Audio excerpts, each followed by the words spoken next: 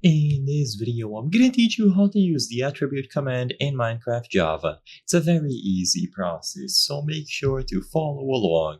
If you are running the latest releases of Minecraft Java, you will be able to use the attribute command. So this is exclusive to Java Edition, it is not available on Bedrock, and by using the attribute command, you will be able to change the property of players, mobs, armor stands, and various different other entities.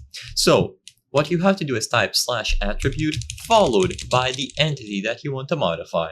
So if you want to change the properties of the player, type /attribute and then a specific name or @p. Either works. Now you will see all of the attributes that can be modified. So as you can see, there are a lot. If you want to know more about each individual attribute, I recommend visiting the wiki page, which I'm going to showcase later. In here, you can choose any of these. So let's say, for example, generic gravity, and then you will have three options. You have base, get, and modifier. By using get, you will be able to see the current value that it is set to. By using base, you will be able to change the value. So type base and then either get if you want to know the value, or set to modify it, and then type out the specific one. So if I set gravity to 1, whenever I jump, you will notice that it sends me to the ground immediately. So I'm flying, and if I stop flying, I'll be able to get to the ground fast because, of course, my gravity is super high. And this will work for any command, or rather any attribute. So browse through all of the options here. For example, attack damage, base set, and then you can try out different values to see it modifies. So as you can see, my damage is now extremely high.